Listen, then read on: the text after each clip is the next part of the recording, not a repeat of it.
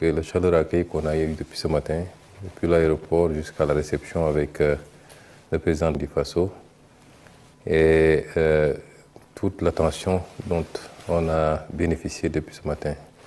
C'est un plaisir d'être là. Et je crois qu'également la télévision nationale du Faso me devra quelque chose parce que c'est la première interview que j'accorde depuis 3 ans à une télévision étrangère. Et c'est vous dire l'importance que j'accordais à cette visite, qui est une visite qui a un double sens. D'abord, comme vous l'avez dit, je suis venu sur invitation de mon homologue, le Premier ministre du Faso, à qui j'avais exprimé d'abord mon souhait de venir pour une visite de travail. Et il a reformulé en proposant cette date qui coïncidait effectivement avec le second terme de ma visite, l'inauguration du mausolée d'un des plus grands hommes que l'Afrique ait produit, qui est une référence pour nous tous depuis notre tendre enfance, en l'occurrence le président Thomas Isidore Sankara. Et j'ai sauté sur l'occasion parce que coïncidence ne pouvait mieux tomber pour être là aujourd'hui. Et nous avons démarré effectivement les discussions de manière plus ou moins informelle. Il y aura une rencontre intergouvernementale pour aborder, passer en revue la coopération entre les deux États. C'est une inauguration qui a beaucoup d'importance pour nous. Tous ceux qui m'ont suivi depuis des années ont entendu la référence régulière que j'ai faite à Thomas Sankara dans mes discours, dans mes écrits également. Ce n'est pas de la démagogie. Je considère que c'est un homme qui a beaucoup apporté à l'Afrique, qui certainement était peut-être un peu en avance sur son temps, mais qui aujourd'hui continue de nous inspirer dans la double dimension de son combat, dimension de souveraineté, de patriotisme, c'est extrêmement important, mais dimension également d'une gestion rigoureuse et sérieuse de l'État, sobre, pour être au service des populations. Et c'est pourquoi c'est important pour moi d'être aujourd'hui ici et de représenter à travers moi son Excellence le Président de la République, Bassirou Diomaye Faye, mais également tout le peuple sénégalais. D'accord, justement, que représente le président Thomas Sankara pour vous? Vous savez, nous nous sommes lancés en politique à partir d'un certain nombre de constats, des constats relatifs à des préoccupations internes au Sénégal, mais des constats beaucoup plus génériques par rapport au rapport de l'Afrique au reste du monde. Et évidemment, deux notions ont pris une importance particulière dans notre diagnostic de base qui a prévalu à la création du parti. La notion de patriotisme qui interpelle le Sénégal en tant que peuple, en tant que nation, en tant qu'État, et la notion de souveraineté qui renvoie au panafricanisme dans sa dimension la plus fluide. Évidemment, l'Afrique n'est pas une réalité homogène. Il ne faut pas qu'on se leurre en pensant que dès qu'on parle de l'Afrique, c'est comme si c'était une seule réalité. C'est un continent qui, d'est en ouest, du nord au sud, présente des spécificités.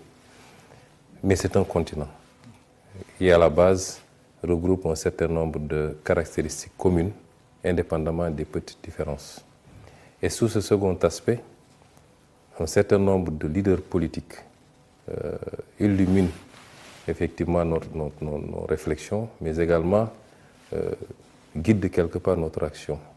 Il s'agit certainement du président Thomas Sankara, mais il y a d'autres leaders comme Patrice Lumumba, comme Mamadou Dia au Sénégal, qui est d'ailleurs une de nos références les plus solides. Vous avez vu que récemment, le président Diomaye a rebaptisé la plus grande avenue chez nous pour lui donner le nom du président Mamadou Dia. Certainement, d'autres, Kwame Nkrumah à côté. C'est autant de leaders qui nous inspirent. Évidemment, nous nous inspirons d'eux, mais en nous adaptant à notre contexte. Les contextes ne sont pas les mêmes et nous pouvons prendre beaucoup de leurs idées, de leur conception des choses, mais en l'adaptant à notre contexte, à notre temps et aux outils dont nous disposons aujourd'hui.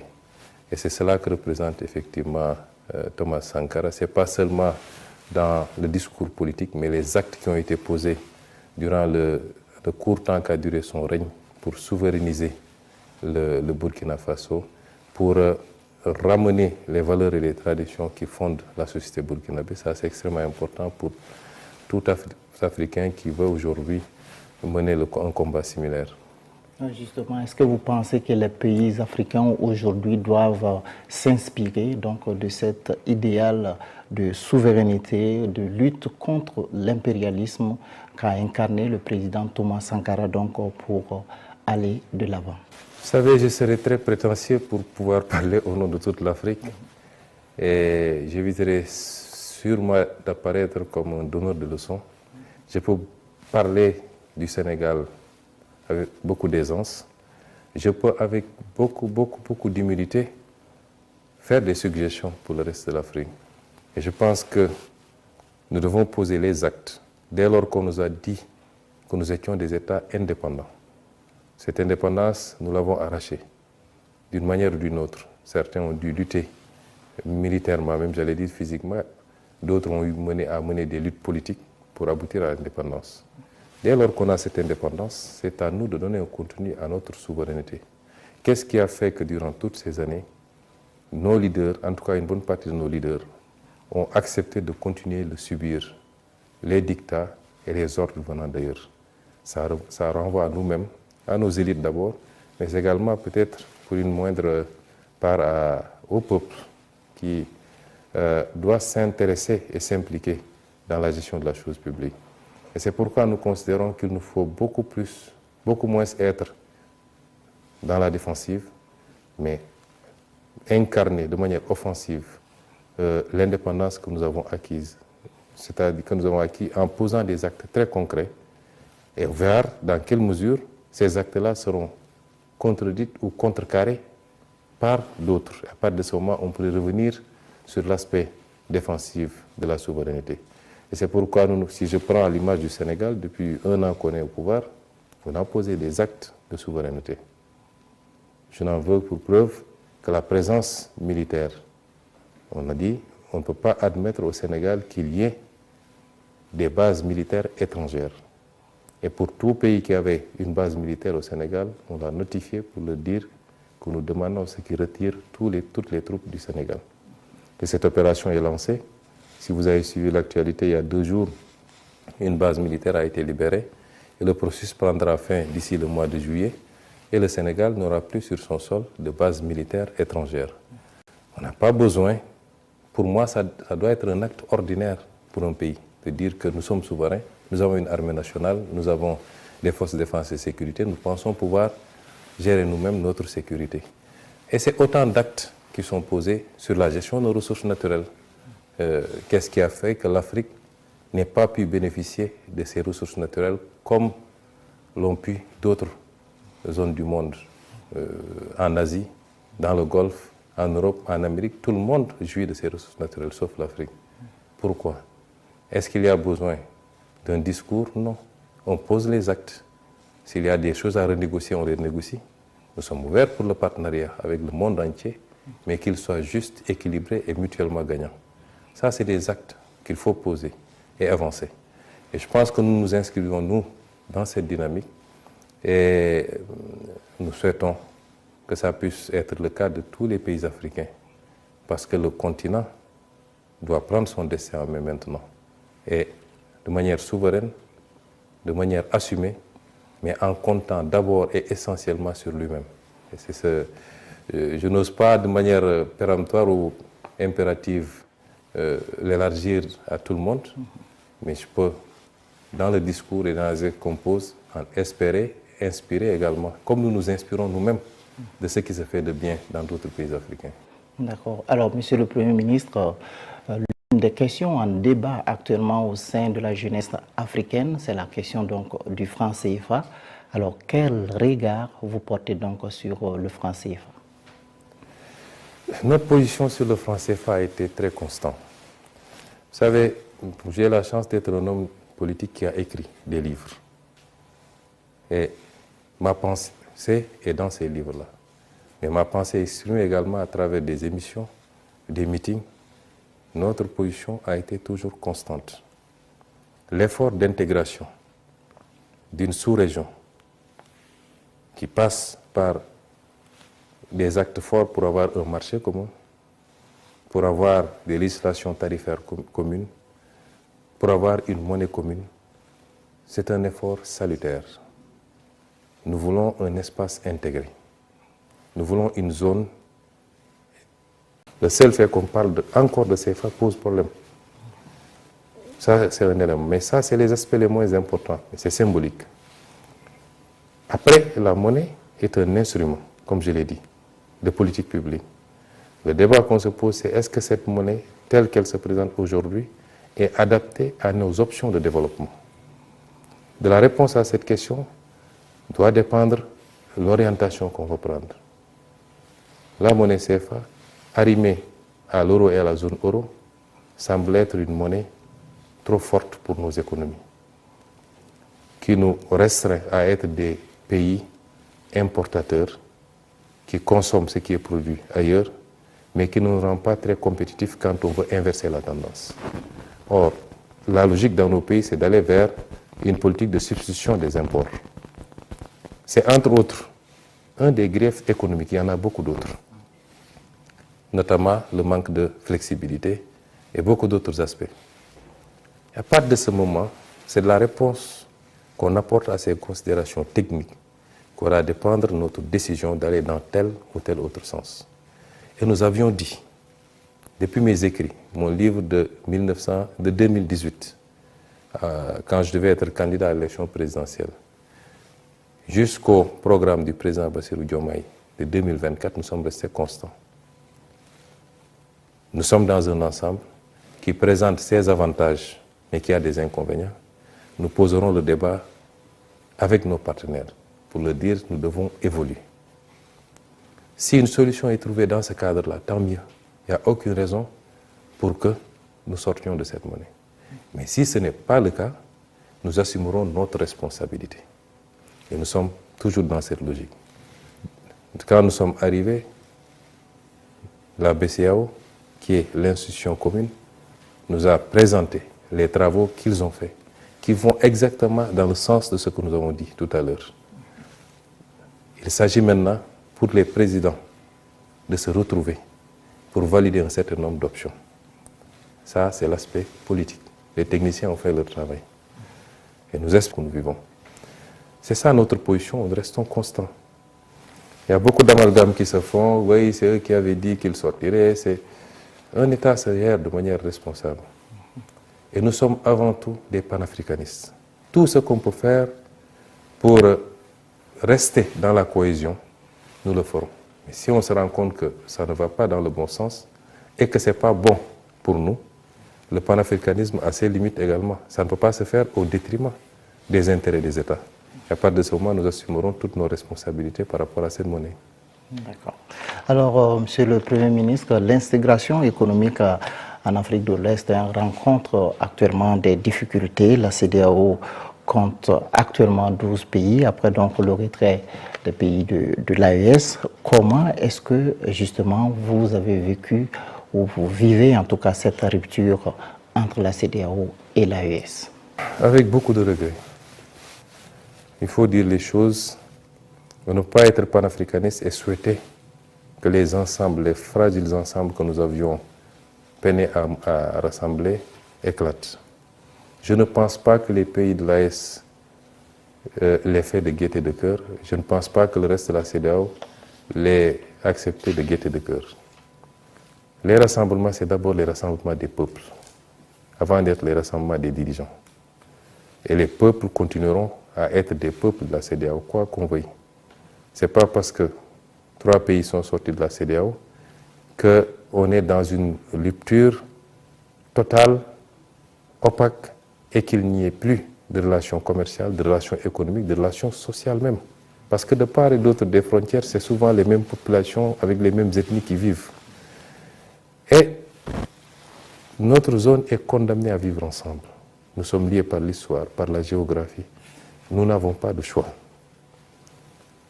Maintenant, il y a des situations politiques qui se présentent à nous. Des erreurs ont été commises. Il faut dire les choses telles quelles. Je n'ai pas commenté la décision. Lors de sa dernière sortie sur la question, le président Diomaye Faye a appelé à respecter la décision des pays de l'AES. C'est une façon de parler. Qu'on le veuille ou qu'on ne le veuille pas, on le respecte, c'est des États souverains. qui prennent leurs décisions. Des erreurs ont été commises à la base, je pense que principalement des erreurs de la CEDEAO dans la gestion d'un certain nombre de situations. Je l'ai dit quand j'étais opposant, je le redis aujourd'hui. Et je ne dis pas des choses pour plaire au pays de l'AES ou pour plaire à la CEDEAO. Je ne suis pas dans ces considérations-là. Malheureusement, nous sommes dans un manichéisme qui fait que de plus en plus le discours c'est « il est avec moi ou il est contre moi ». Vous pouvez être convergent sur 80%, 90%, il suffit que sur une question, il y ait des avis divergents et vous devenez, des avis divergents du moins, et vous devenez l'ennemi. Ce n'est pas ça. Nous devons aujourd'hui nous élever à la hauteur de nos responsabilités, tout ce tant que nous sommes. Je ne cherche pas à plaire aux uns et aux autres. Je reste fidèle à mes idées. Je dis qu'à la base, il y a eu des problèmes. Quand il y a eu la prise de pouvoir au Mali, j'ai été le premier à faire un message de soutien absolu. Ce fut le cas ici, au Burkina Faso. Quand il y a eu la prise de pouvoir au Niger, j'étais en détention. Mais j'ai réussi à faire passer un texte sur ma page Facebook, non seulement pour apporter mon soutien, mais pour m'inscrire en faux par rapport aux menaces de la CEDEAO de l'époque d'intervenir militairement. C'est des choses qu'on ne peut pas comprendre. L'embargo qui a été fait contre le Mali, c'est inacceptable. Et un pays comme le Sénégal n'aurait jamais dû, en tout cas si nous étions au pouvoir, nous n'aurions jamais accepté cela. On ne règle pas ces problèmes-là de cette manière. On ne peut pas choisir d'aller intervenir militairement dans un pays alors qu'on ne l'a pas suffisamment aidé à faire face à ces problèmes d'insécurité. Et une organisation doit se doter de règles qu'elle peut faire respecter pour tout le monde. Est-ce que si aujourd'hui la même situation se posait au Nigeria, la CEDEAO allait menacer d'aller intervenir militairement? Pourtant, tous les pays membres de la CEDEAO sont des pays d'égale dignité. Et beaucoup d'erreurs ont été commises. Et nous l'avons dénoncé, nous, quand on était opposants, et nous continuons à le dénoncer. Mais malgré tout, les problèmes familiaux se règlent en famille. Des gens ont eu des problèmes beaucoup plus profonds. Des gens se sont menés des guerres qui sont devenues des guerres mondiales, avec des dizaines de millions de morts. Et aujourd'hui, ils sont dans les espaces intégrés pour faire face au reste du monde. Et c'est nous, dans ce sens-là, que nous avions dit que notre souhait, c'est que l'espace n'éclate pas. Parce que même si ça a éclaté, nous continuerons à travailler ensemble. Prenez le cas du Burkina et du Sénégal. Nous avons 20 accords de coopération signés et ratifiés. Il y a 23 autres qui sont en cours de discussion. Vous pensez que c'est parce que le Burkina n'est plus dans la CEDEAO que ça va arrêter? Non.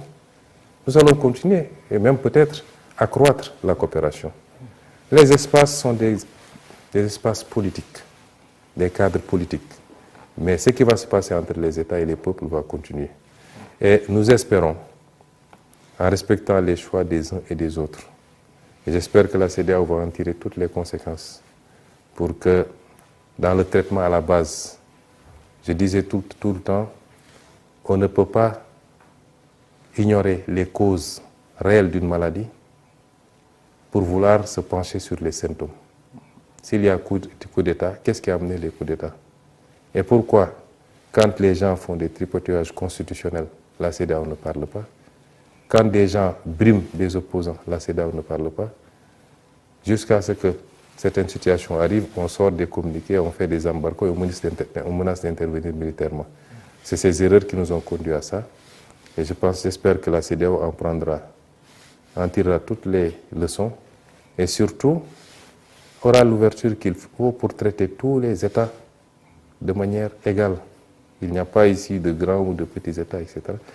Et peut-être sous ce chapitre, et je ne désespère pas, tôt ou tard, que les retrouvailles se fassent, parce que nous avons un destin commun. Justement, le président Diomaye Faye et son homologue du Togo ont été désignés par la CEDEAO pour mener donc une médiation. Est-ce que vous pensez que les positions sont encore conciliables? Les positions sont toujours conciliables. L'histoire est faite de séparation et de retrouvailles. De séparations quelquefois très douloureuses, qui ont abouti certainement quelquefois à des guerres et tout, et de retrouvailles. c'est maintenant, c'est dans 10 ans, c'est dans 100 ans, Dieu seul sait. Mais d'abord sur la médiation, je pense que le président Faye a fait ce qu'il a fait de bonne volonté. Beaucoup de gens, même dans l'opinion publique, une certaine opinion publique, pas tout le monde, dans les pays frères de l'AES, dès lors que le président Diomaye a été désigné médiateur, ont immédiatement voulu l'associer ou alors lui imputer une responsabilité dans ce qui s'est fait. Je rappelle que tout ça ne nous avait pas trouvé, nous, au pouvoir. Peut-être que ceux qui l'ont désigné médiateur ont considéré qu'ils étaient suffisamment déjà contestés ou indexés pour pouvoir eux-mêmes être les solutions. Et c'est pourquoi ils ont considéré que le Sénégal, qui venait d'accéder au pouvoir avec une certaine vigilité, pouvait peut-être réussir là où ils ont réussi. Mais, nous édifiera sur ce qui sera fait, mais même si c'est maintenu. Je dis que c'est, à la limite, ce n'est pas le plus important. Je vous donne un exemple. Si les pays de l'AES sortent de la CEDEAO, théoriquement, qu'est-ce qui manque? Ils ne sont plus dans le marché commun et ils ne partagent plus un certain nombre d'avantages communs en termes de facilité de circulation, en termes de documents de voyage, etc., etc. Mais fondamentalement, la ZLECAf, que nous avons tous ratifiée, offre exactement les mêmes avantages dans l'espace africain, beaucoup plus large. Et ce qui est indexé ici, dans le cas de la CEDEAO, c'est particulièrement la dimension politique de la CEDEAO. La dimension politique. Avant qu'on arrive à la CEDEAO, la première formulation n'avait pas ces aspects politiques-là, où l'ensemble des pays pouvait s'intéresser sur ce qui se passait politiquement dans un autre pays et y intervenir. Ça, c'était l'aspect marché, l'aspect économique qui était privilégié. Ce qui est contesté aujourd'hui par les pays de l'AES, c'est qu'on ait pu, à un moment donné, mettre en branle la dimension politique de la CEDEAO au point de vouloir mettre des sanctions contre ces pays-là. Je pense que l'évolution naturelle des choses va nous édifier, mais je ne vois pas d'impact important possible dans cette séparation sur le plan de la coopération entre les pays et dans la zone globalement. D'accord. Alors, Monsieur le Premier ministre, l'un des arguments qui a été avancé par les pays de l'AES pour sortir de la CEDEAO, c'est, si on peut le dire, la non-assistance face à la crise sécuritaire, à la lutte contre le terrorisme. Alors, aujourd'hui, comment est-ce que le Sahel, à votre avis, peut parvenir à juguler cette crise sécuritaire dans le Sahel? Vous me permettez d'abord de réitérer toute ma solidarité avec nos amis et frères du Sahel. Ce n'est pas une crise du Sahel, c'est une crise de l'Afrique de manière générale et de l'Afrique de l'Ouest. Aucun de nous ne sortira indemne de cette affaire et nous sommes tous, d'une manière ou d'une autre, sous la menace. Ceux qui font ces actes n'ont pas d'amis. Et la preuve, je crois qu'ils ont pu être à l'aise dans certains pays il y a quelques années et aujourd'hui ils attaquent ces mêmes pays. Nous ne devons pas nous cacher derrière notre petit droit en pensant que dès lors que je suis plus ou moins au chaud, j'échappe à cette menace. Apporter toute ma solidarité à tous les pays du Sahel et tous les pays frappés de ce terrorisme. Je crois que le Nigeria le vit depuis pas mal de temps avec un mouvement interne, beaucoup d'autres pays, et même de plus en plus des pays comme le Bénin, le Togo, et ainsi de suite. Le Sénégal est menacé également par ce phénomène. Peut-être que pour le moment, c'est plus difficile, mais je sais que dans la stratégie de ces groupes, aucun pays ne doit penser être épargné. Féliciter également et rendre hommage au peuple burkinabé pour sa résilience, parce que ce n'est pas évident de faire face à une menace asymétrique. La difficulté, c'est qu'on n'est pas en face d'armées conventionnelles pour pouvoir mener une guerre conventionnelle que nos armées classiques connaissaient. Nous sommes face à une menace asymétrique extrêmement difficile qui commande qu'on se réinvente tout le temps en privilégiant d'autres méthodes d'anticipation. Présenter aussi nos condoléances pour toutes les vies humaines perdues. C'est douloureux. Vies humaines civiles comme militaires, c'est douloureux. Ceci dit, je crois qu'il y avait des initiatives. Elles ont été trop lentes. La réactivité qu'il y a eu par rapport aux crises politiques n'est pas la même quand même que pour faire face à ce fléau.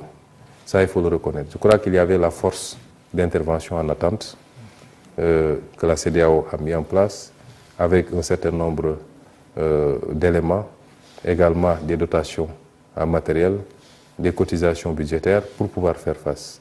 Et je crois que cette force en attente est toujours en attente et veut intervenir. Est-ce que ça a été lent? Je le crois, oui, parce que quand il y a un problème politique dans un pays, la CEDEAO réagit rapidement. Sauf que dans le cas de mon pays, le Sénégal, la CEDEAO, on ne l'a pas entendu. Quand nous-mêmes, on était martyrisés, et j'étais en prison, on a vécu beaucoup de choses, on n'a pas entendu la CEDEAO. Je crois que c'est quand il y a peut-être des coups d'État qu'elle réagit rapidement. Mais ceci dit, pour moi, il n'est jamais trop tard, même dans la configuration actuelle, qu'il y ait l'AES à côté, le reste de la CEDEAO. Des pays de la CEDEAO sont frappés aujourd'hui par le terrorisme. Le terrorisme ne connaît pas de frontières. Il ne connaît pas de pays. Il ne connaît pas d'entité AES ou d'entité CEDEAO. Il frappe partout où il peut frapper. Donc, voilà un terrain de coopération entre l'AES et le reste de la CEDEAO qu'il faut continuer à implémenter, mais faudrait-il que les partis se retrouvent et continuent à se parler. Ce n'est pas la fin du monde que 3 pays aient décidé de s'organiser en confédération. Mais ils sont des pays frontaliers à des pays de la CEDEAO. Il faut que les discussions reprennent, qu'on se retrouve autour des questions sécuritaires. Je dis que l'Afrique a 2 problèmes qui se manifestent de manière différente selon les pays.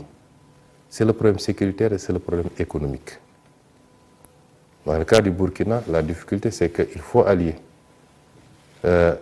l'impératif du sursaut économique, et je salue tout ce qui est en train d'être fait sur le plan de la révolution agricole, etc., mais l'allier à faire face également à cette menace, ce qui est très difficile. Et je pense que les pays africains, de manière générale, mais la zone CEDEAO, doit s'organiser pour faire face. Je rappelle que les gens oublient que le plus vieux contentieux militaire de l'Afrique même se trouve chez nous, en Casamance, qui est ma terre natale. Pendant des décennies, on a vécu cette situation. Elle n'est pas totalement éteinte, mais nous sommes en train de faire le nécessaire. On a vécu cette situation. On n'a pas eu d'assistance. On n'a pas eu une collaboration qui permettait de faire face. Ça a été très douloureux et très dur pour le Sénégal. C'est pourquoi je comprends aujourd'hui ce que certains pays vivent. Encore que là-bas, c'est moins grave, parce que c'était une revendication localisée. Or, ce à quoi vous faites face n'est pas localisé. Ça n'a pas de territoire. Et à partir de ce moment, je conviens avec vous que les autorités de la CEDEAO doivent aujourd'hui se retrouver autour de ces questions essentielles, avec celle de l'AES, et qu'on dise qu'est-ce qu'on peut faire ensemble pour juguler ce phénomène. D'accord. Alors, on va parler peut-être de la coopération entre le Sénégal et la France, parce que nous tirons donc vers la fin de cet entretien. Alors, quel est l'état de cette coopération aujourd'hui? Elle est comme toutes les autres coopérations. Il n'y a pas d'exception ou de spécificité.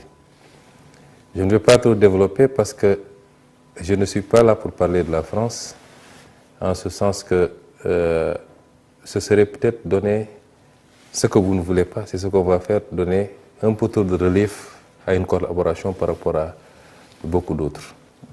Je crois que nous avons dépassé cette étape où un pays, quelle que soit l'histoire qui a pu nous lier dans le passé, qui continue à nous lier, qu'un pays focalise toute notre attention. Nous considérons que la France est un partenaire comme tous les autres. Nous n'avons rien contre elle et nous posons des actes de souveraineté. Tous les jours que Dieu fait, nous posons des actes de souveraineté, non pas parce que nous voulons, nous avons des griefs contre tel ou tel, mais c'est comme ça que doit marcher un pays dès lors qu'il se dit pays indépendant. Je vous ai parlé tout à l'heure de l'exemple des bases militaires qui sont particulièrement françaises en l'occurrence, parce que c'est le seul pays qui disposait de bases militaires. Ceci dit, en dehors de ces considérations, nous avons des relations avec la France, comme nous en avons avec le Burkina, avec le Mali, avec les États-Unis, avec la Chine. C'est des relations normales, ordinaires. Nous n'avons pas peut-être les mêmes développements entre le Sénégal et la France que ceux qu'il y a eu entre le Burkina et la France ou un autre pays avec la France. Et c'est là où chaque pays doit s'adapter par rapport à son histoire passée mais surtout présente. Et nous reconnaissons à chaque pays le droit de faire ses choix. Il est impératif, parce que là je m'adresse à une certaine opinion africaine, parce qu'on se trompe souvent de combat. Il faut qu'on sorte d'une posture où c'est comme ça ou c'est rien. On a été suffisamment divisé pendant trop longtemps, et quelquefois sur des détails. Aujourd'hui, il est question de réunir tous les panafricains, tous les souverainistes, de les réunir autour du combat qui est celui de la libération de l'Afrique, de la réappropriation par l'Afrique de ses ressources naturelles, de tout son potentiel, de gagner les vrais combats qui sont les combats de la sécurité et le combat du développement économique et social. Et ce matin, on a longuement discuté avec le président Traoré, que je considère comme un ami et un frère. Le président Traoré, on se parlait, j'étais opposant, il venait d'arriver au pouvoir. La dernière fois qu'on s'est parlé avant mon arrestation, c'était 48 heures avant mon arrestation. Donc, ce n'est pas d'aujourd'hui que datent nos relations. Et aujourd'hui, on a eu quand même la possibilité en tête-à-tête de beaucoup discuter. Et nous pouvons avoir des points de convergence forts, mais nous pouvons avoir quelques éléments sur lesquels, selon la spécificité des pays, les gens n'ont pas les mêmes positions. Ça ne doit pas être des facteurs de cristallisation sur des positions. Parce que si on devait regarder les points de convergence, elles sont à 95%. Maintenant, le Burkina, c'est le Burkina. Le Sénégal, c'est le Sénégal. La Côte d'Ivoire, c'est la Côte d'Ivoire. Un autre pays, c'est un autre pays. Et je réitère, nous, Sénégal, notre combat, au-delà des divergences qu'il y a, qu'on peut comprendre, c'est de tout faire pour réunir les fils et les filles d'Afrique autour d'objectifs communs, forts, pour faire face au reste du monde et aller à la conquête du monde. Et si on veut faire ça, il nous faut faire preuve de dépassement et de tolérance mutuelle sur les aspects. Personne n'est plus panafricain que quelqu'un d'autre. C'est selon les contextes que les gens s'adaptent. Quand nous posions le débat souverainiste et quand nous menions le combat, ça fait 10 ans que nous avons commencé en tant qu'opposants anonymes, inconnus. Il y a 10 ans, vous aurez parlé de Sonko au Burkina, les gens vous diront, est-ce que ce n'est pas un Burkinabé, est-ce que ce n'est pas un Zongo qu'on a transformé en Sonko là-bas? Et on a fait notre petit chemin. On est resté cohérent et constant. Évitons les facteurs de division sur des détails souvent et mettons-nous autour de l'essentiel. Ce n'est pas parce qu'on est arrivé au pouvoir de manière démocratique qu'on n'est pas un révolutionnaire. Ce n'est pas parce qu'on est arrivé au pouvoir par d'autres moyens qu'on est plus révolutionnaire que d'autres et vice-versa. Des gens ont été adulés, ils sont arrivés au pouvoir par les armes, ils ont été adulés parce qu'ils ont fait des résultats. Des gens sont arrivés par les urnes, ils ont été renversés parce qu'ils n'ont pas fait de résultats. Le plus important, c'est notre rapport à nos peuples, notre capacité à nous mettre au service de nos peuples et de l'Afrique. Et c'est important. Souvent, on apprécie sur ces détails. Le Burkina est une patrie pour moi. J'ai toujours eu beaucoup d'admiration pour le Burkina. Quand je fais des divertissements, c'est les films burkinabés que je regarde, le curé, l'Adi et autres, parce que c'est ça mon divertissement, moi. Et j'apprécie beaucoup le peuple burkinabé pour sa correction, son éducation, son originalité, rester le même peuple. J'aime beaucoup ce pays, son originalité, et je crois que le Sénégal et le Burkina ont plus de liens qu'ils le soupçonnent eux-mêmes. C'est pourquoi j'ai tenu à être là, pour la mémoire du président Thomas Sankara, mais pour réaffirmer cette relation forte entre nos deux pays et que la présidence, son Excellence Bassirou Diomaye Diakhar Faye, nous voulons faire de cet axe Ouagadougou-Dakar un axe très fort. Le reste, c'est la politique. AES, CEDEAO, ce qui nous intéresse. Nous allons renforcer nos relations avec le Burkina, avec le Mali, avec le Niger et avec tous les autres pays parce que c'est ça nos convictions. D'accord. Alors, dernière question, Monsieur le Premier ministre. Alors, vous êtes là pour le mausolée Thomas Sankara. Aujourd'hui, quel message vous avez donc à l'endroit de la jeunesse africaine? D'abord, un message d'unité. Je crois qu'il y a, je ne veux pas utiliser le terme, mais quand je vois souvent ce qui se passe actuellement, j'ai l'impression que l'Afrique est plus divisée que jamais. Et au niveau de son segment le plus essentiel, sa jeunesse. La jeunesse de l'Afrique, c'est sa force. Il faut qu'on transforme cette jeunesse non pas en charge, mais en dividende. Le dividende démographique. Cette jeunesse doit être à la pointe du combat panafricain, du combat de l'unité. Le panafricanisme ne veut pas dire qu'un jour ou l'autre on sera un seul pays, non. Mais c'est de faire de ce continent un espace libre, cohérent pour tout Africain. Et de le hisser au niveau qui doit être le sien. Parce que j'ai tendance à dire que le XXIe siècle doit être africain. C'est notre siècle. C'est le seul continent qui a encore des marges extrêmement importantes. La Chine, sur ces 30 dernières années, a été le moteur de la croissance mondiale. Elle s'essouffle. Ça doit être maintenant le tour de l'Afrique. Évidemment, il nous faut régler la question de la sécurité, je suis d'accord avec vous. Mais il nous faut beaucoup parler à notre jeunesse. Qu'on ne se trompe pas d'ennemis. L'adversité qu'il y a quelquefois entre les êtres, même pour une petite compétition de football, c'est comme si c'est la guerre mondiale entre nos jeunes. Je pense qu'il faut aujourd'hui que notre jeunesse comprenne qu'elle doit être le fer de lance de cette unité. Il peut y avoir des problèmes politiques entre les dirigeants politiques, mais ce n'est pas entre les peuples. Aucun peuple africain ne est un autre peuple africain. Et souvent, au sein d'un même peuple, les actes posés par les gouvernements, les gouvernants sont désapprouvés. Certains vont même jusqu'à faire des manifestations pour soutenir le Y. C'est un message d'unité, un message de dépassement. Qu'on sache que aucun de nos pays ne peut aller sans l'autre. C'est illusoire. Soit, quand même, un pays peut se développer s'il est bien géré, s'il est stable et s'il fait le nécessaire, il peut se développer. Mais il ne sera jamais une puissance. Parce que pour être une puissance, il faut un territoire, il faut une population. Si je dis territoire, c'est un territoire vaste. La zone Afrique de l'Ouest fait 6 500 000 km². Moins que la Chine, qui a 8 900 000, moins que les États-Unis, qui a 9 millions presque. Il faut une population. Le Burkina fait 25 millions ou 27 millions d'habitants. Le Sénégal en fait 18, ce n'est pas des marchés. La Chine fait 1,3 milliard, c'est pourquoi elle peut résister même aux attaques qu'elle subit. Nous avons ce destin commun, il faut qu'on le comprenne. Et ne pas jeter de l'huile sur le feu.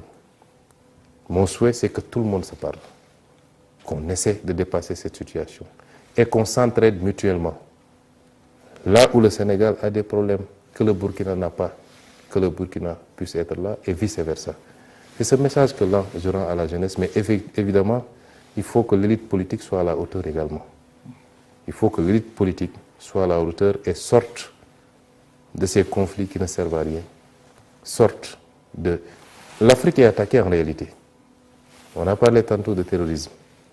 Mais, M. Aboubakar, d'où proviennent les armes que ces gens-là utilisent? Vous savez ce que coûte un drone? Vous savez ce que coûte même une Kalachnikov? D'où proviennent ces armes-là?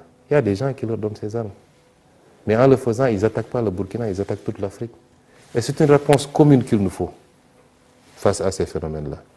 Et nous devons mobiliser toutes nos populations, à commencer par la jeunesse, et que les élites politiques soient à la hauteur, et elles également, parce que c'est un gros problème. Et qu'on parvienne à identifier, je le réitère et c'est là où je vais chuter, les deux enjeux fondamentaux, la sécurité et le développement économique. Malheureusement, on perd beaucoup de temps sur le débat politique. Merci, Monsieur le Premier ministre, de nous avoir accordé cette interview. Tout le plaisir donc était pour nous. Madame, Monsieur, merci d'avoir suivi cet entretien que nous a accordé le Premier ministre du Sénégal, Ousmane Sonko. Restez en compagnie des programmes de la RTB. Bonsoir. Merci beaucoup mbokki ami téléspectateur di ñëwaat ci plateau bi ànd ak ci Mass Mboup ak Serigne Niang